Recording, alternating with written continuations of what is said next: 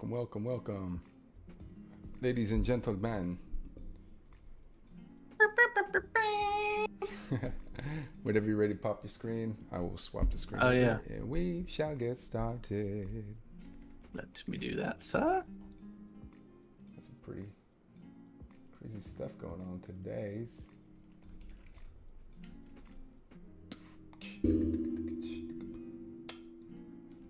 All right, y'all. Thanks for hopping in with us today. Stock talk game, the real talk right here. I'm gonna swap over to this. A lot of good stuff today. Got a lot of good stuff.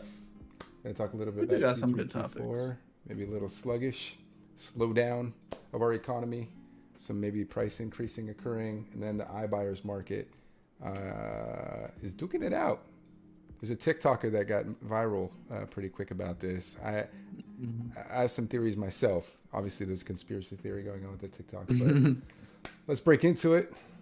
Got chill deal here. Going to be talking about Q3, Q4, possible cooldowns happening here. What do we got going on tonight? Yeah, it's really interesting. So obviously we know there's so many crazy things. We've talked about it all the time. So you guys, hopefully, if you're listening every week, are pretty informed.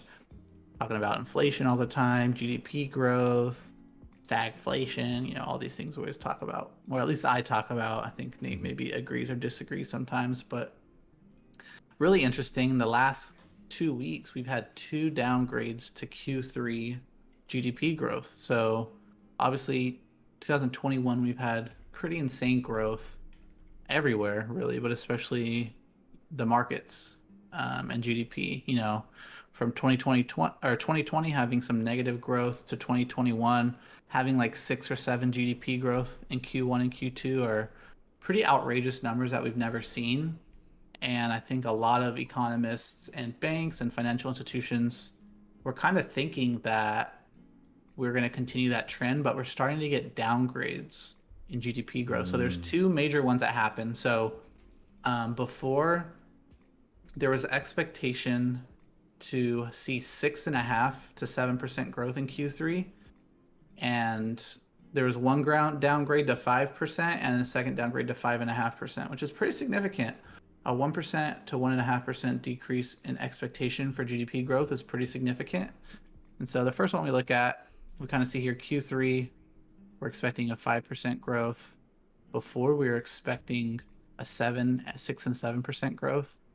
And not only that, but there's also a decrease in expectation for consumer spending. So, seeing 6 and 4% as numbers, but for Q3, they're expecting it to go down to 2.1%. So seeing that GDP pullback, seeing consumer spending pull down are really significant and really significant numbers.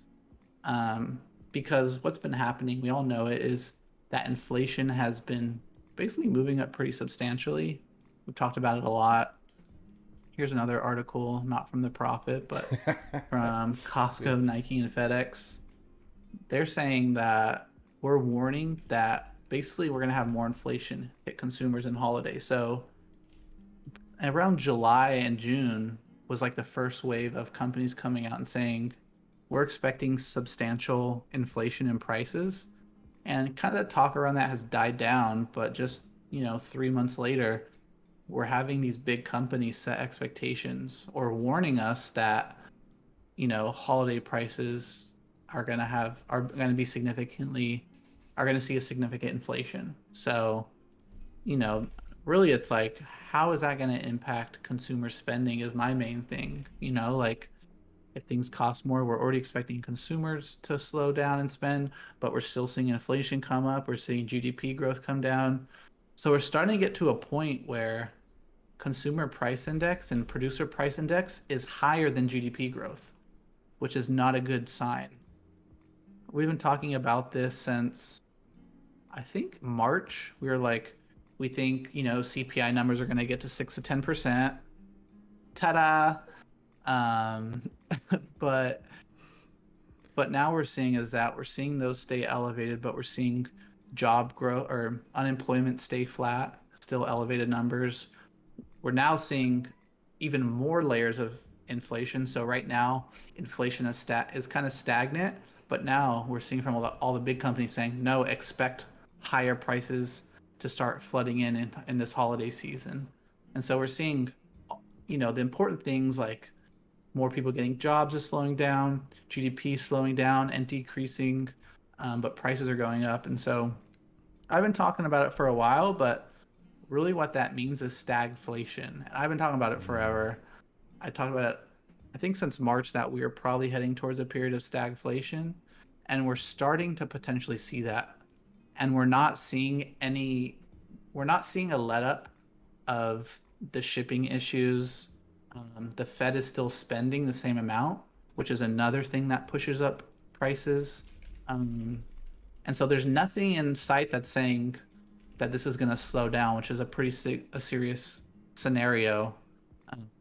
But I just talked for like 10 straight minutes. But I'm really curious what you think, Nate. Like, do you think that, that these warnings are maybe they're being a little, I guess, dramatic to like, just like, okay, we don't want you to keep buying our stock like crazy and get our prices too high. Like, we want to keep a reasonable expectation, and maybe they're scaring people more than they need to? Or do you think that these things are actually going to happen into Q4?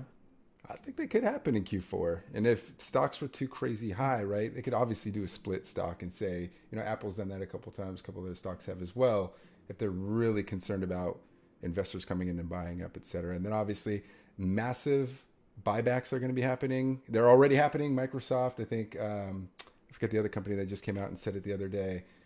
Part of it being All of them, the yeah. tax bills, in the Biden administration. So I think there's a compounding factor here of not only GDP, like you were saying, also Nike closing down. 80% of their footwear factories in Vietnam are closed down. So then talk about the shipping concerns that we have that I think you're going to talk about. Yeah. Again, we've talked about this consistently, the shipping from overseas. And we all know Vietnam is a hardcore producer of our goods.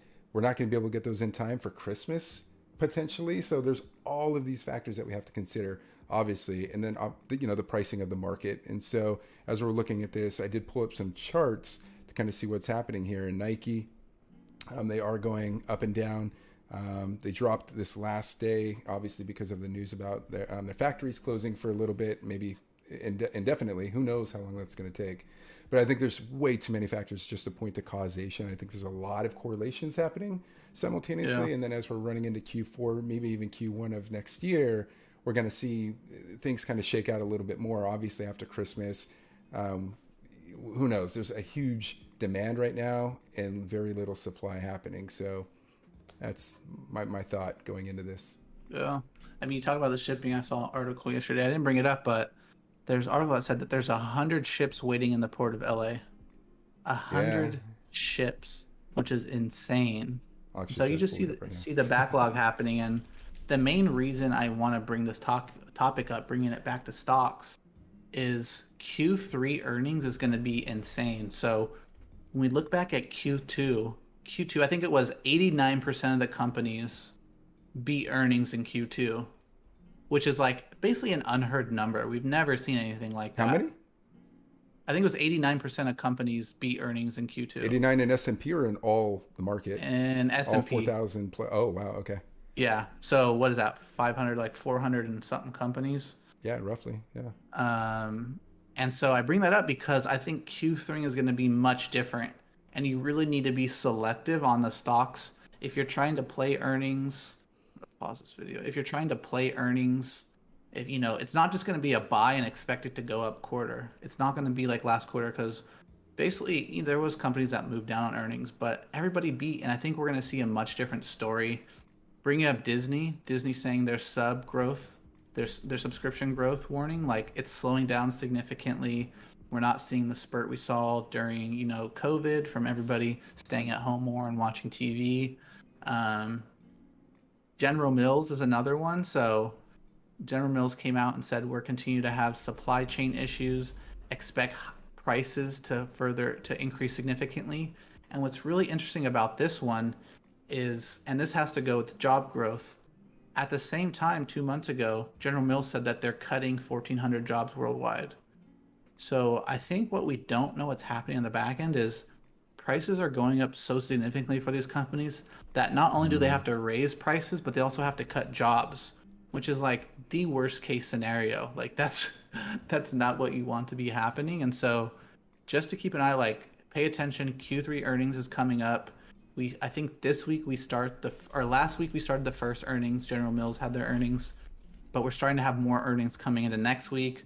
And I think in 2 weeks we have like the Googles of the world have earnings. So be really careful around this Q3 earnings time, because I really think that there's going to be a lot of companies that do not hit earnings, and they're going to miss earnings significantly. And part of the reason is for the last 2 quarters, all these companies have been increasing their expectations for the quarter. Everyone's been upgrading their expectations for revenue targets. Like, oh, we're expecting 5% more revenue, 10% more revenue coming into the end of 2021. And so now what we're hearing is that a lot of these companies are actually having growth issues. And so you have a high expectation, but you have a low actual might happen. And so that creates a really dangerous position depending on what stocks you're holding. If you're still holding stocks that maybe are a short-term hold that have gone up, 30% in the last few months, because some stocks have, you really want to be careful heading into the second half of the year, into Q3 and Q4, as we might have some really bad misses. But one thing I want to ask you, Nate, I'm really curious what you think, because this General Mills story was really interesting to me. That General Mills first came out in, I think it was June, and said, we're seeing significant price increases. And then they came out and said, we're cutting 1,400 jobs. And now again, on Thursday, they came out and said, we're expecting even more price increases. So I'm curious what you think about this. More price increases, which in my mind thinks, oh, they're going to make more money. But they're actually cutting more jobs as well. So I'm really curious, like, what you think is going on there from like a business perspective, and what that might mean for companies. So much to unpack here. I think a few have been caught with their pants down, if you will, have been blasted on social media for decreasing the package, right, of some of the items, whether it's cereal, chips, or whatever. They haven't really come out publicly until after the fact to say, yeah, look, we've had to shrink our packaging a little bit to make up for the costs of doing business, and either because of shipping supply issues and or wage increases that are being shrinkflation. Thank you for pulling that up. That is part of this, I'd say, epidemic, quite frankly, here in the U.S., of how do we battle this. Companies are paying Chipotle, fast food restaurants, on top of all these other folks. There's a huge demand from the worker side. Nothing wrong with that. But it comes at a cost, at a price. Is if we're going to be paying people more money, it gets passed on to the consumer. We've talked about this in different scenarios, but also shrinkflation, rather, of looking at this as, how do people make up for the cost of doing business? And then the expectations now from the public traded companies is outrageously high. People are saying, because the pandemic's continuing, there's going to be an increase in demand for Clorox goods and all this other stuff, which is kind of paradoxically not true. We've actually seen some of those supplies, the demand come down, not go up. So I don't know if it's because people are very comfortable with their living and okay with it at this point, now that we got the vaccinations happening and so forth. But I think there's a lot, once again, here, just in a worker / company standpoint, outside of all the other stuff we talked about, kind of this global issue. There's more of this, instead of a pandemic of supply, now it's an endemic of demand that we have here, and costs that ensues with that. So too many compounding issues, man. I'd love to point to one, but yeah. You bring up a good point, though, around, so you mentioned about, obviously wages have gone up, and multiple reasons they've gone up, but one of the reasons is people are not working, and so companies are having to increase their wages to get people to come work. And paying bonuses on top of that, right? Work thousands of dollars per person. You multiply that by 50, 100 people plus, that's, add a zero to that. That's $50,000, whatever it is, fiscal year. But still, you have to report that somewhere. And that's assuming that, the retention stays, because it costs a lot more to hire somebody than it does to retrain somebody or maintain them on your team. But I mean, also the consumer price index, I pulled this article up. Feel free to run through it while we're talking. But yeah, that's kind of my stance at this point. I think it's interesting you bring it up because I think what's the dialogue that's been happening a lot around jobs is there's more jobs than people to work. And so Yep. We're hearing people it across aren't, all industries too, by the way. It's not just yeah, food and yeah, not beverage or just, retail. yeah, It's not, yeah. we're talking high firms, law firms, all of these corporate areas. In fact, like JP Morgan, I think they just raised it from 100,000 to, was it 125, 150,000? I can't remember. I have to go back and look. But just to have somebody come in out of school, they're increasing the starting pay. I'm like, this is bonkers. Now it's incentivizing the workforce to go work for the banks as opposed to some of these other industries that might need the human capital, which is then going to increase. It's a vicious cycle, right? People are going to be But shifting into different industries. And anyway, I digress. but I think what's interesting about that is okay, what we're seeing is we're seeing GDP downgrades.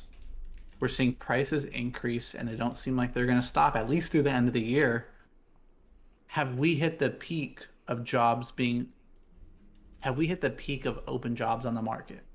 That's my question. With costs going up as we're seeing, with wages going up, are we going to start seeing a decrease in open jobs?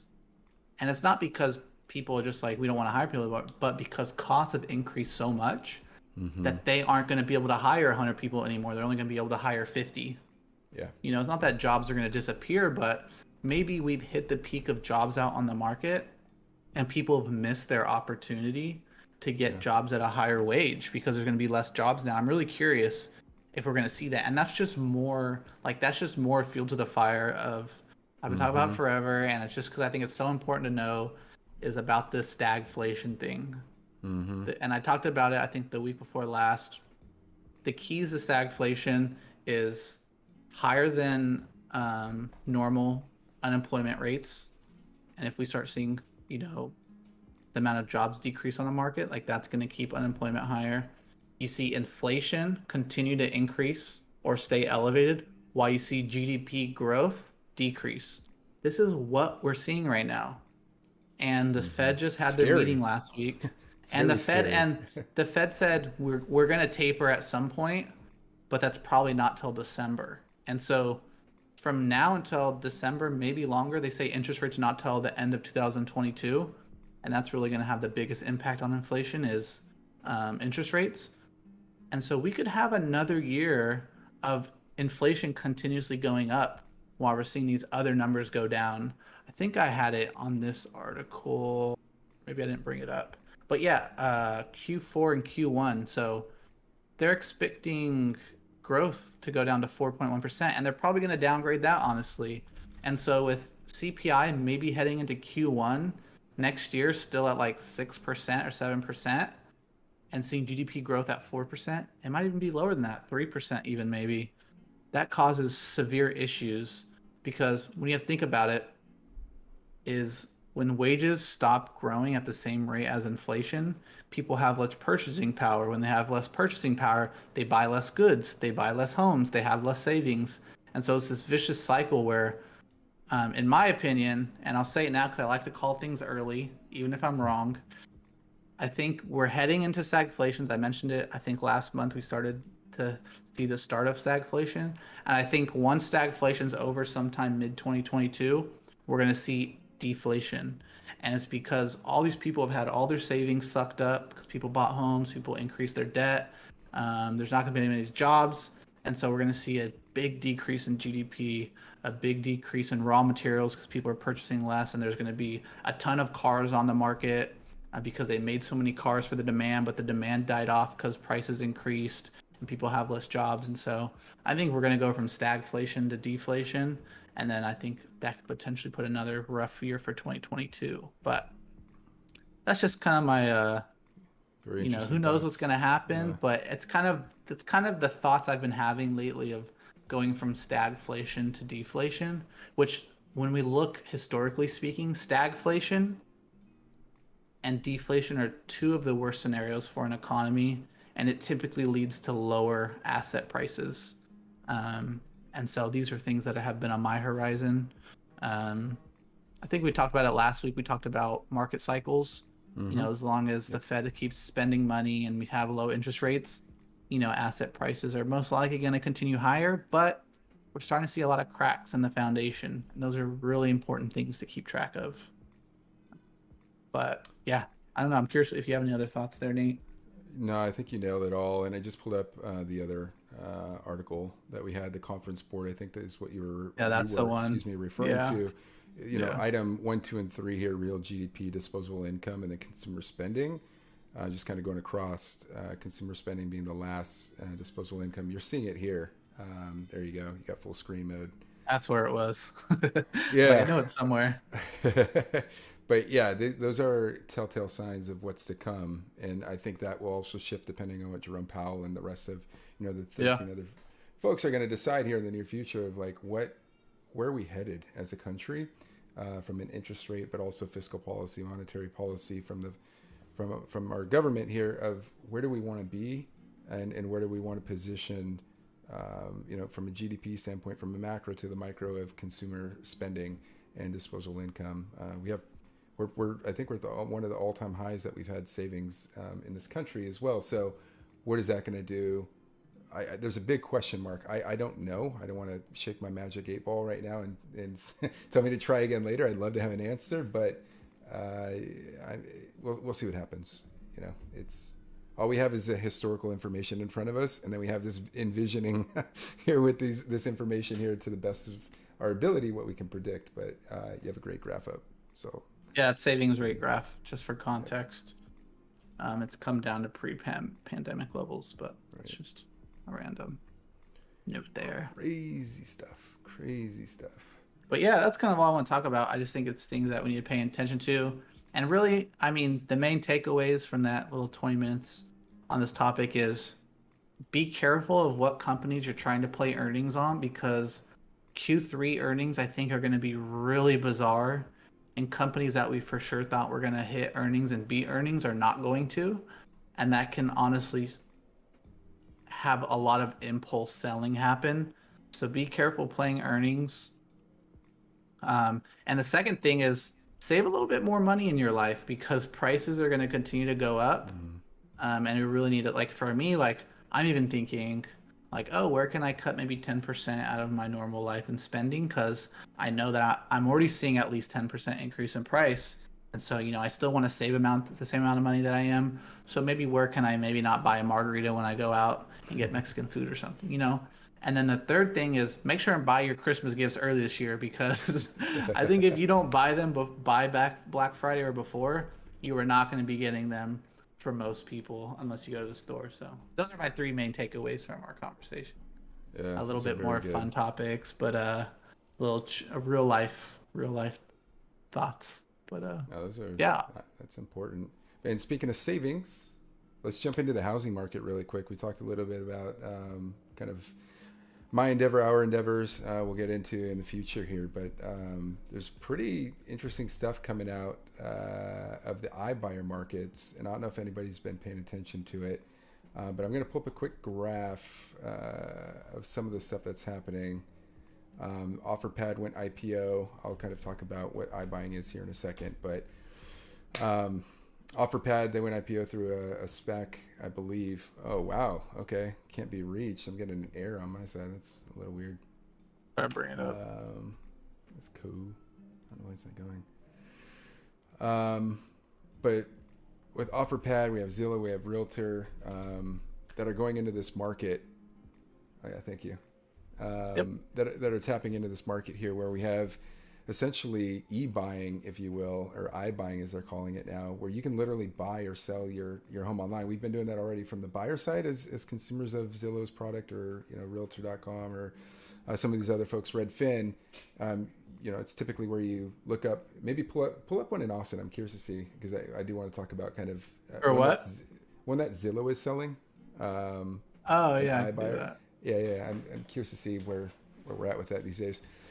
So Realtor.com, Zillow, obviously kind of taking the lead. They're the known, really the lead company these days that have housing inventory readily available to consumers like ourselves to look at historical prices, but also current prices, what the rent is, looking at comps where you don't have to dig too deep. It's all relatively easy to look at. So thank you for pulling that up. you could see, does it say, I can't read that. Yeah, This this home home is is owned by Zillow. exactly. Bingo. This is a whole new phenomenon that's passing through the United States right now. It's sending shockwaves, quite frankly, to our market a little bit here. But probably more importantly, from a stock position, if you're looking at Zillow, you're looking at some of these iBuyers. They've been quite quiet, frankly, since they've really started ramping this up until recently, where people have been selling their homes to them. I have a family member who did it through Zillow, compared notes against their competitor, and decided to go with Zillow. But you're seeing it here, the revenue that is coming through Zillow versus like Realtor. Ironically, most of their funds and revenue typically come through the agents that pay to pay to play, if you will, to be on their website, to be the agent that pops up in the window next to the house to say, contact us if you want to buy, or if you want to sell. They have separate thing. If you have your own property listed, you can work through their system. But you're seeing the revenue growth happen here. Once again, predominantly this is through their services that they provide, which is the agent side of the equation. And then they have this whole new slated opportunity here that's popped up on the bigger window. You're seeing the market penetration that they're looking at getting into heavily on the East Coast right now, but they're opening up offices, if you will, virtual offices all over the place with agents through Zillow, but also through third parties. Kind of think about like Amazon, where they're the platform where everybody puts their products on, but then they're the ones actually doing the transactions and collecting a fee through all of that. So I think it's a smart model. However, I do have some very fair questions I think that everybody's going to be asking here very soon, is have they overpriced or overplayed their hand a little bit here? And so And we could use an example of that from this please post. do. So kind of like Nate was saying, so this is a home. So my wife and I are looking at the market. It's really even helping me understand, honestly, main reason I've been looking at homes is really understand what's been happening, because prices have gone up so significantly. So this is a Zillow home, and this is something that's been happening a lot with these Zillow homes, is they price them so hot that they've been on the market for a long time. So this home, for example, has been on the market for 105 days. So in a market that's quote unquote so hot, how are these homes on the market for almost 6 months or 5 months? And so obviously people looking at them, but no one's buying it. It's been on the market forever. And the main thing I want to call out here is the price changes, which is insane. So they bought this home this house in May for $411 per square foot. And kind of look at that. That's around like high fours, so 475-ish to 500,000. And they tried to make 30,000 on it on the list price. And What basically What day did they do that? So they bought it on 5/18 and they listed it on 6/12, so a month later they listed it. And when you look at the price they're at now, 4 months later, they now have the house priced at $379, which is around $100K under what they bought it for, which is insane. So this is kind of like the example of how these companies overstepped. What does that mean for the housing market now? Thanks for the follow, Haas. Appreciate that. Appreciate it. But yeah, it's really interesting because that's a really large pullback. And so I think Nate will get to it, but what does that mean for the market? These iBuyers who have bought all these homes and are trying to flip them and now sell them. Does that mean they're going to go to a rent model instead because they need to make money on these and rents have increased substantially? Or are they going to try to sell these homes at a steep loss? And how's that going to impact their earnings for Q3? So those are the kind of the topics on my mind. I'm really curious how it actually plays out. But yeah, just an example. Yeah, same.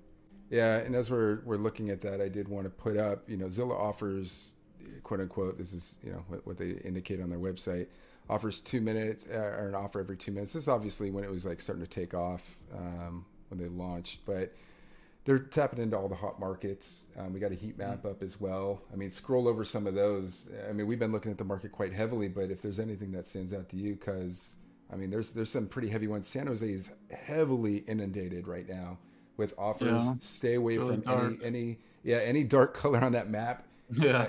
I mean, that's like the hottest market. You're paying a fat premium to just purchase there. So if you can afford a down payment and are willing to lose a little money along the way, feel free to do so. But it's getting hot out there, and Yeah. it's been reported that these iBuyers, if you will, like Zillow, OfferPad, I'll talk about here in a second as well, is these folks are putting in money, but they're really only like 1% of the whole market as a whole, right? There's all these other investors. There's the banks, Wells Fargo's predominantly, or used to be the prime originator of loans and so forth, who held a pretty heavy portfolio.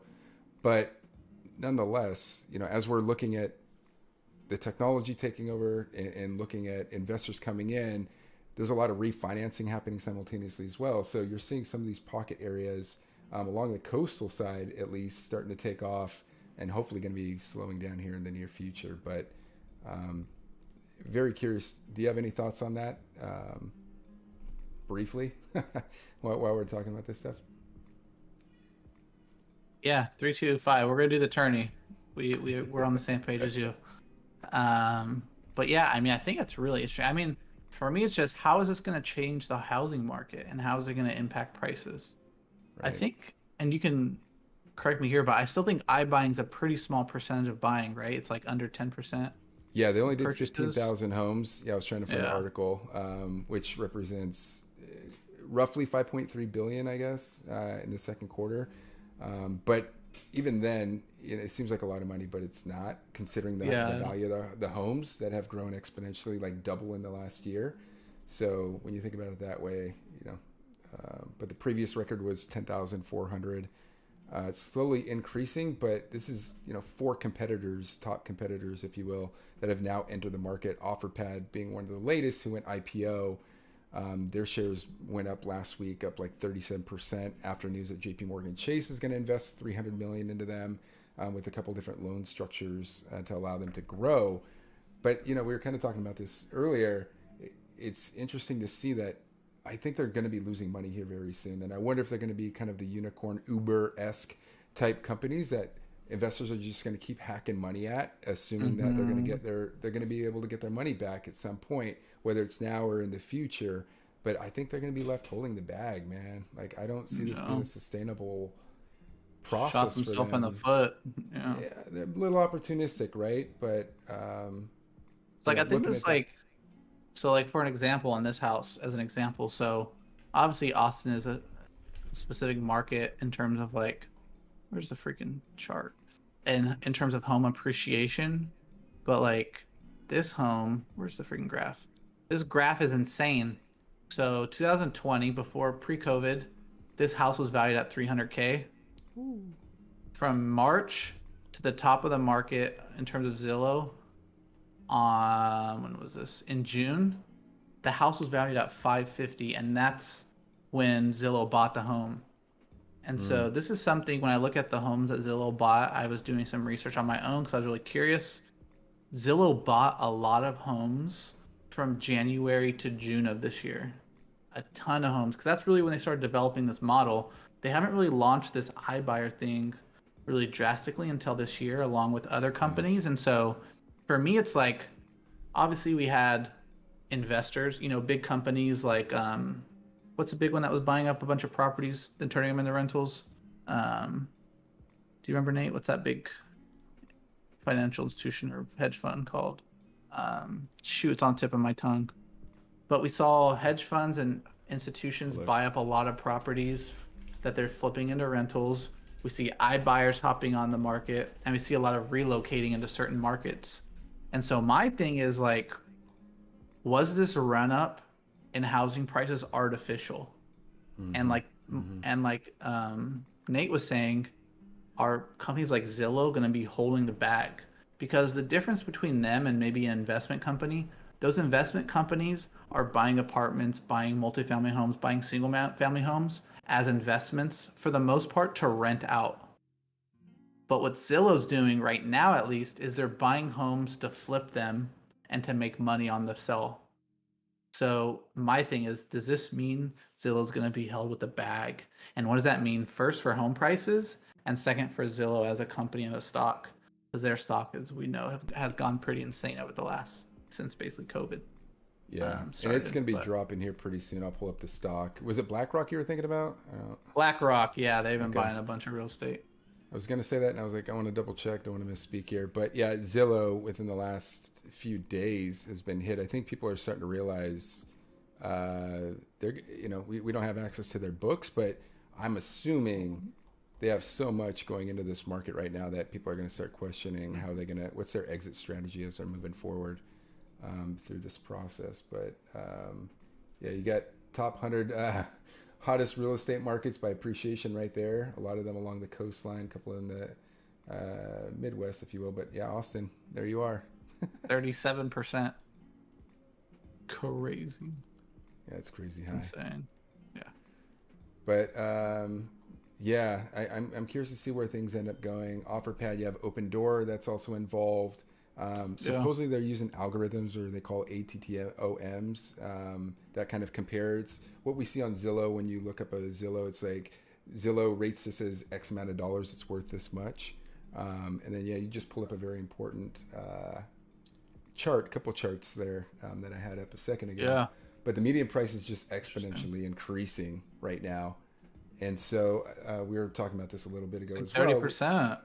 Yeah, you're going to see, I think it's going to be a blip in history. You're going to go back 10 years from now and go, oh, it was a spike and then it came down. I think we're hitting that point in this market that people aren't buying. We've seen the sentiment, the consumer sentiment, inverse relationship to home prices to how people are willing to buy. Yes, there's stragglers. People are always going to want to buy. People buy by sentiment, not by their brains sometimes. But that's Emotion. Yeah. It's all about the emotion. That's what drives it. So, But I'm curious what you think on this chart here, Nate. So on this chart, we saw that basically for these iBuyers, purchase price, which is basically home prices, kind of stayed around this 250 range from 2017 to 2020 and had this blow off top. We see that in stocks too, where something goes sideways and then all of a sudden it blows off top because of some external factor or impact. And so I'm curious what you think. What do you think? And this is just speculative and just because it's fun to do, but moving forward, like, what do you think we're gonna like revert back to where we were pre-COVID? Do you think it's just gonna slowly trickle down, or come down a little bit and find a base and go sideways for another 2 years? Like, I'm I think what it's you going to think. stair step down. I think because Jerome Powell, the interest rates are going to remain. I think the banks are going to continue, we could call it dollar cost averaging down, if you will, or whatever you want to put there. People are going to continue buying if the price is right. Because like you said, you're looking for a house. The market's too hot. I think there's probably a blip of population, 10%, we'll call it. I don't know what the actual number is, but if there is a 10% folks that are just waiting to buy, they have money to purchase or at least make a down payment.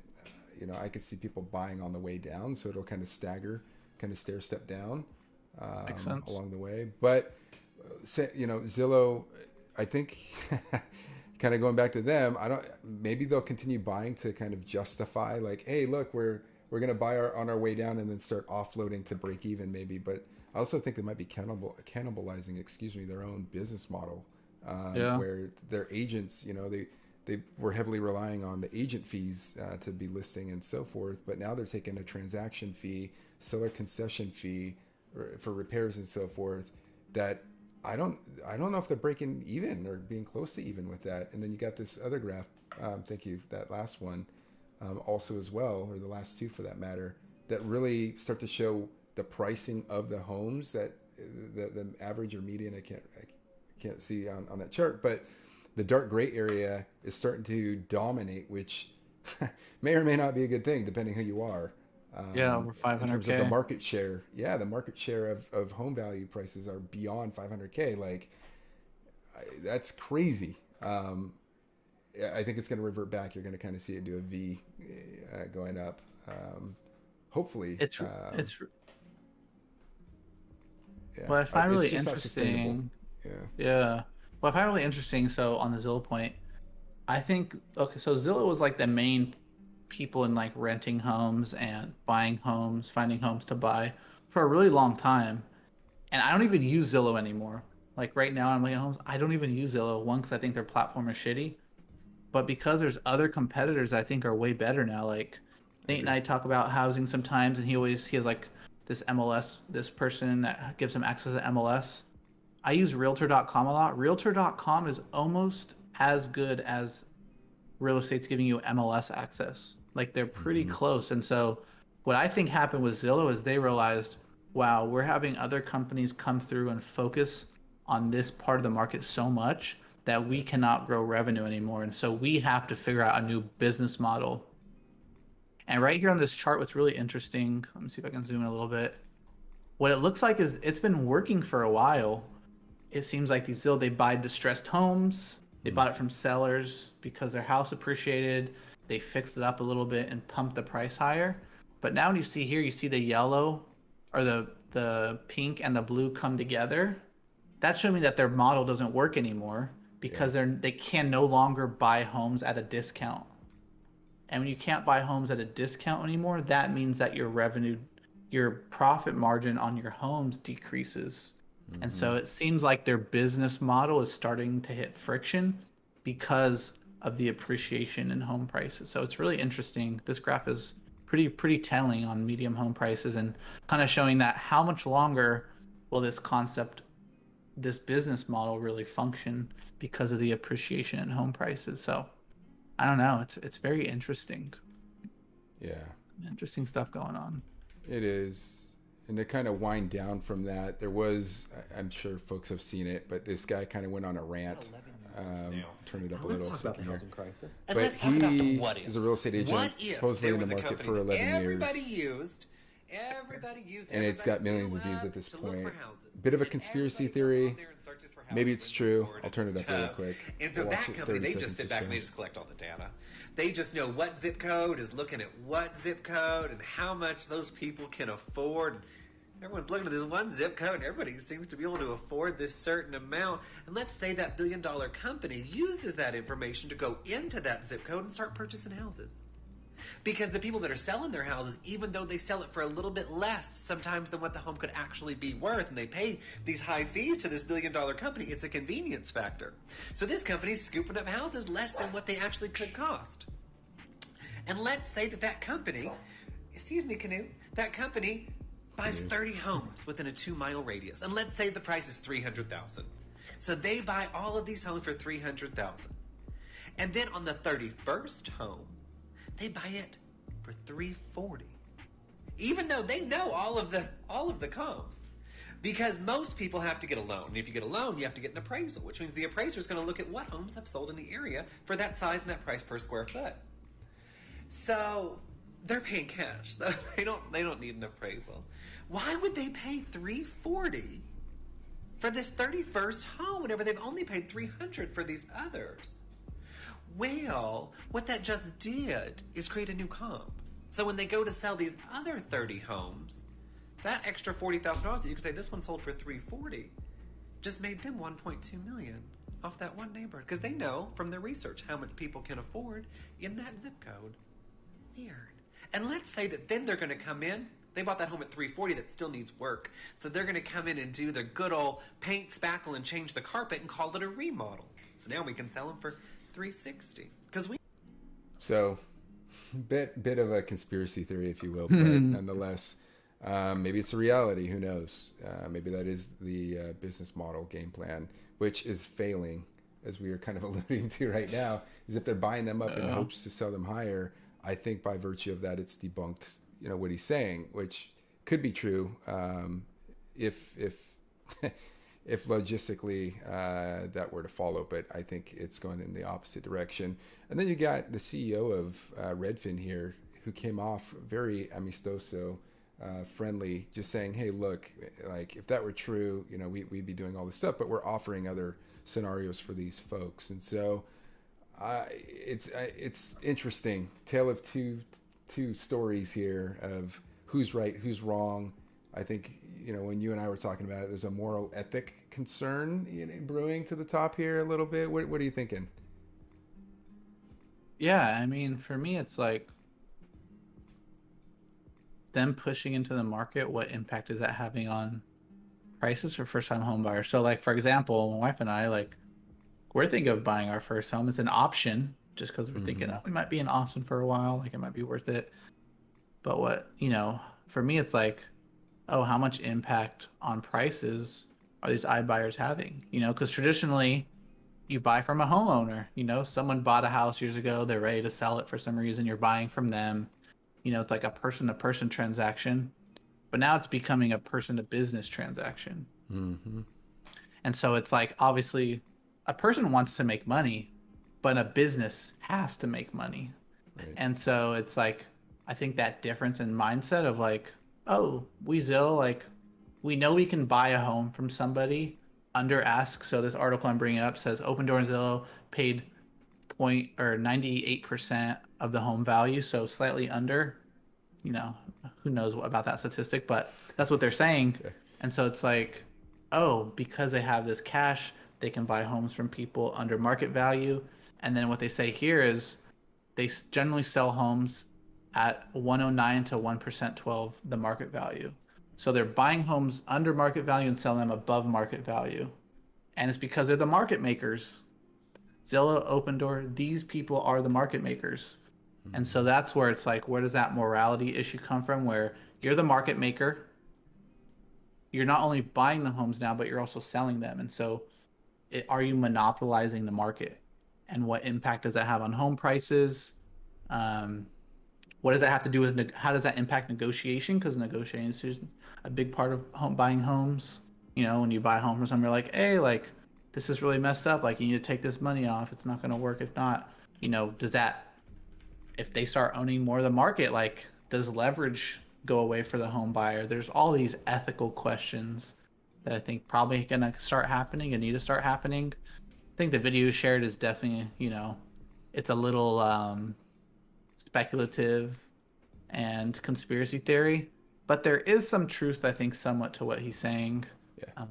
But it's so early on, we don't know yet. Like, they've just been doing it for a couple of years and at larger volumes the last year and a half. So I don't think we quite know the impact it's going to have on the market yet.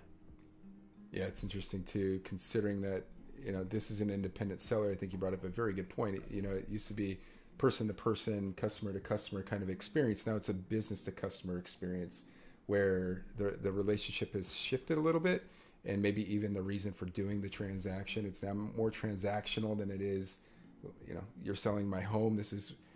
The feelings have been removed. Now it's cash on cash, essentially at this point.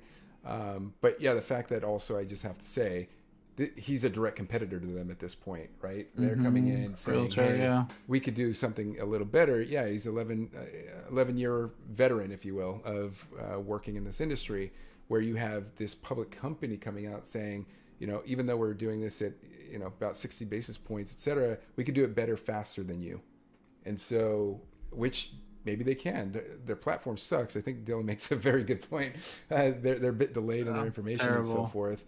But I think from a business model standpoint, this shift could work. I think they came a little bit at an awkward time, a bit opportunistic.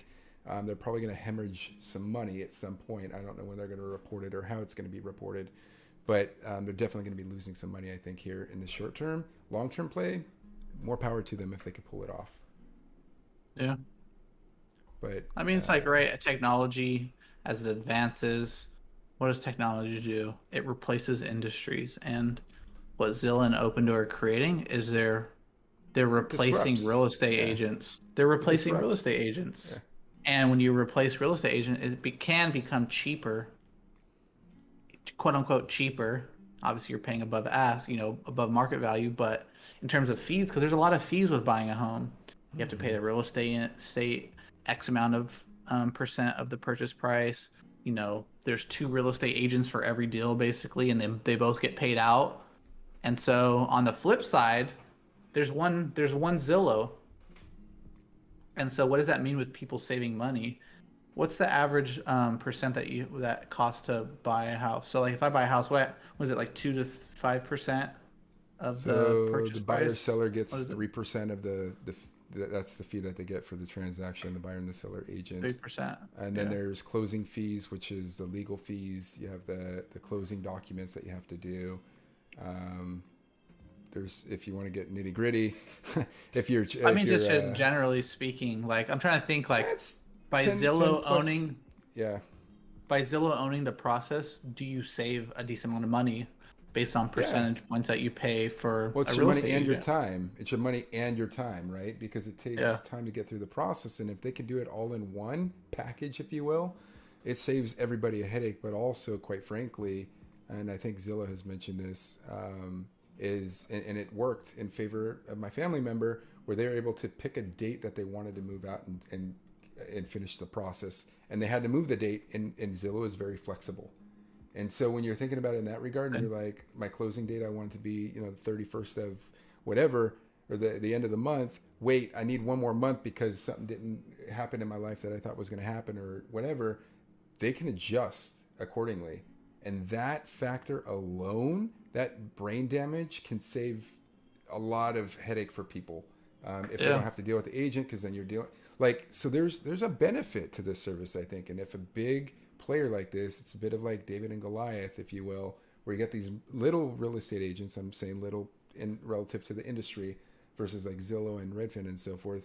If you have these agents that are trying to scrape by virtue of serving, people, connecting people, essentially a buyer and a seller, and the buyer saying, I need to be in this house by X date because I'm also selling my other house, and the seller's like, I got to be in this house. Oh wait, something came up. Now I got to stay another week or two. That transaction just got shattered. Like, people are going to have to start to capitulate to the other's needs to make that work. Where Zillow or Redfin can say, you know what? Maybe they charge a premium. You switch the date once. Okay, it's free. Second time, we charge you 2% of the whatever it is. But there's a play there, and I think that's what you're paying for at the end of the day, as well. Is it's the time, but it's also the money and the convenience, all packaged in one. Yeah, and I mean, I don't know because I've never been through the process, but I also want to say, like, Zillow's saying they'll connect you with a local buyer agent, so they're not replacing the buyer agent. There's still so they're not eliminating all the agents, maybe eliminating one side, but they're not replacing an entire industry of workers, at least right now. Right, and this one's a buy, so this is the flip scenario, right? It's the opposite. One is Zillow is buying a house from somebody. That process is like, boom, good to go. They'll take their cut. There are fees and repairs that they're going to want to do, whatever those are. I would say they were very paltry repairs. They did not do a whole lot to the house that was sold to them, and then they're trying to sell it for like $40K more or whatever it is, more than that. I don't know what the exact price is. I know it's a lot more than what they put into it and what they bought it for. But anyway, through that mechanism though, and then to your point, I think this is where kind of the good ethos comes in. Like the feely good side of Zillow comes in. It's like, how can we give back to the community, if you will? They're going to connect you with an agent, a local agent that can finalize the contract with you. But from an iBuyer standpoint, they're going in and buying the house, then they own the property, then they're able to outsource it to a local agent that can finalize the sale of their property. But the buying process is a completely different transaction than the selling on this side. But everybody has fees. Everybody needs their cut at the end of the day. So I'd be curious. Redfin, Open Doors, the other one that just went IPO. Zillow.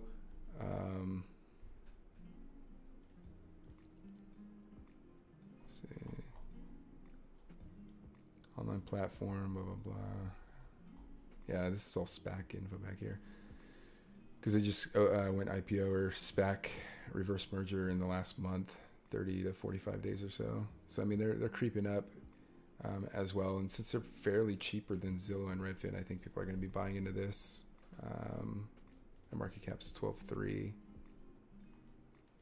Yeah, 5.72 billion Redfin. Jeez. So, but double the market cap. Yeah, at least. I mean, Zillow. I went to their financials, but they got a kind of I wouldn't say a high float, but I think that's an ever increasing float. Market cap 23 billion. Like, yeah, these are big companies. Performance, you can see, is actually not doing so well. But did you have anything else on that? And then I'm going to kind of flip to a quick light item, and then we'll end it there. No, I think that was it. I think that's I think brought some good points to some interesting content. So yeah. Yeah, I agree. So I just wanted to put this out there because we do talk Ford, GM, all these, the EV world we were talking quite heavily about. There's some cheap electric vehicles coming to the market. Yes, in the Ford Lightning capacity increase, they're looking at ramping up 80,000 units a year. That's going to be pretty interesting, the truck market, F-150s. But yeah, the electric vehicle is kind of interesting too, just the different types that are starting to come out. Some pretty cool ones, concept designs. 50K. I mean, these used to be 60, 70 plus K, a lot of these vehicles, with the exception of like Chevy Bolt. Those were always like 40, 50K. But they're all coming down fairly quickly. I mean, look at the 17.5 for this one. The CS. Here's your Xpeng. 25K coming. Xpeng's my shit, bro. Xpeng is going to be the biggest electric car vehicle in China, guaranteed. I guaranteed everybody. What is this? It will be the biggest. Pack yak? What the? Ooh, that thing's saucy. I'll buy one of those for everybody if we get if we ever get 1,000 subs. I better not say that because that might happen someday.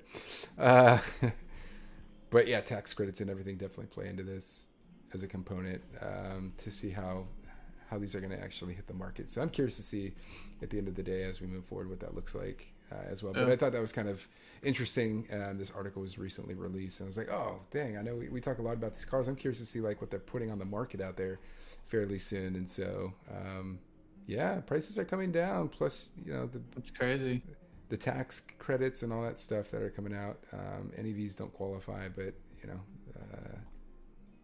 I mean, you couldn't buy, like you were saying, like 4 years ago, you couldn't buy an electric vehicle under like 40K. Yeah. Like 40K was the minimum. And most are under 40K at this point. Like it's crazy how far along we've come. So just imagine another 4 or 5 years. Yeah. They're gonna be as cheap, maybe even cheaper.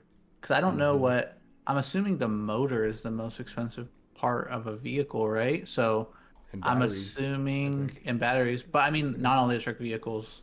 So I'm curious that once technology advances enough where it's cheap to build batteries, like will cars eventually be cheaper than traditional gas vehicles? I'm curious.